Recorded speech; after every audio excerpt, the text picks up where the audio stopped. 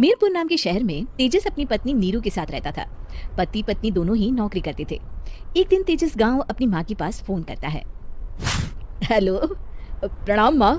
जीते रहो माँ, तुम दादी बनने वाली हो। अरे वाह, ठीक है बेटा, मैं कल ही आती हूँ। जब माँ जी शहर पहुंची तो बेटी बहू ने बहुत अच्छे से स्वागत किया। लीजिए माँ जी चाय। अरे गर्मा गर्म पकौड़े ले आओ माँ के लिए। नीरू रसोई में गई और 2 मिनट में ही पकौड़े ले आई। जी ये लीजिए। बहू जादू से बनाए हैं क्या? अभी तो रसोई में गई थी। यम्मी। माँ जी, शीला रसोई में पकौड़े तल रही है, मैं बस लेकर आई। हे भगवान, मेरा धर्म भ्रष्ट कर दिया तूने। अब तो गंगा जल से शुद्धिकरण करना होगा। दूसरे दिन, माँ जी मैंने नाश्ता बना दिया है, ऑफिस जा रही हूँ। पर अभी तो घर का सारा काम पड़ा है। शीला आती ही होगी, झाड़ू पोछा बर्तन कपड़े वो सब कर लेगी। हमारे जमाने में घर का सारा काम हम ही करते थे।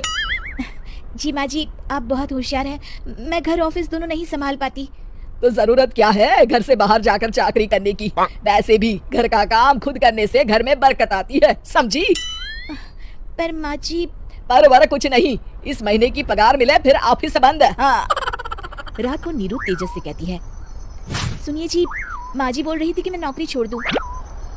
वैसे ठीक ही तो है, अभी तुम्हें आराम की जरूरत है। फिर भी आराम कहाँ, शीला को छुड़ाने के लिए बोल रही थी। तो अब 24 घंटे में इतना काम तो कर ही सकती हो। पर जॉब पसंद है मुझे, घर पर मन नहीं लगेगा। अगले दिन जब दोनों ऑफिस के लिए निकल रहे थे, मेरी तो कोई कीमत ही नहीं है इस घर में। माँ जी आजकल महंगाई बहुत है, रहन सहन भी बदल गया है, दोनों नौकरी करते हैं तभी ठीक रहता है। अच्छा, तू कहना क्या चाहती है? मेरा बेटा तुझे बिठा के खिला नहीं सकता? तू ही इस घर का खर्च चला रही है, हैं? नहीं माँ जी, मेरा वो मतलब नहीं था। मतलब खूब समझती हूँ, ये बाल धूप में सफेद नहीं किए मैंने। हाँ। अब तो ये रोज का काम हो गया था। तेजस भी रोज की चिक से परेशान हो गया था। एक दिन उसने कहा, नीरू वैसे भी तुम्हें मैटरनिटी लीव मिलने वाली है, तो अभी से ही छुट्टी ले लो। पर क्या, मेरी सैलरी अच्छी खासी है। आखिर नीरू ने रिजाइन कर दिया। जब बच्चा हुआ तो घर में सब बहुत खुश हुए। कुछ दिनों बाद तेजस फाइल देख रहा था। क्या हुआ तेजस, कुछ परेशान लग रहे हो? हाँ, वो हमारी जितनी सेविंग्स थी वो तो हॉस्पिटल में और छठी के फंक्शन में खत्म हो गई है नीरू। और अभी वैसे मंदी चल रही है तो मैं बोल रही थी कल मुन्ना को हेपेटाइटिस का टीका लगवाना है। नीरू क्या पोस्टपोन नहीं कर सकते? नहीं जी, बिल्कुल नहीं। अब तेजस को समझ में आ रहा था कि उससे गलती हुई है।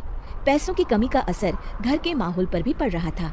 अगले दिन, बेटा मेरा चश्मा और ये दवाइयाँ ले आना, पर्चा देते हुए माँ जी ने कहा।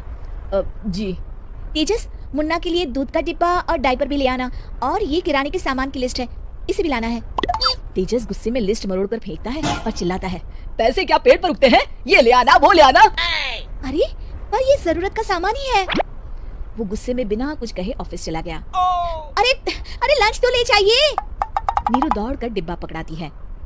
एक दिन खाना खाने के बाद, नीरू अब तो मुन्ना कुछ बड़ा हो गया, तो अब तुम वापस ज्वाइन कर लो ना जॉब। पर इस रिसेशन में जॉब मिलना बहुत मुश्किल है, ट्राई तो करो। फिर मुन्ना? माँ जी है ना, और एक फुल टाइम मेड भी लगा लेंगे। पर माँ जी उन्हें तो पसंद नहीं। तभी माँ जी वहाँ आ जाती है और प्यार से नीरू के सर पर हाथ फेरते हुए बोलती है, अब मेरी समझ में आ गया बहू, पहले के और अब के समय में अंतर है। तुम काम शुरू करो, मुन्ना की जिम्मेदारी मेरी। मेरी प्यारी माँ जी। ये कहकर नीरू उनके गले लग गई। शिक्षा, परिवर्तन संसार का नियम है, हमें भी समय के साथ चलना चाहिए। उम्मीद है कि आपको हमारी ये कहानी पसंद आई होगी। कृपया हमारे चैनल को सब्सक्राइब करें और सभी अपडेट्स के लिए बेल आइकन जरूर क्लिक करें। और हाँ, वीडियो लाइक और शेयर करना मत भूलिएगा। Bye bye.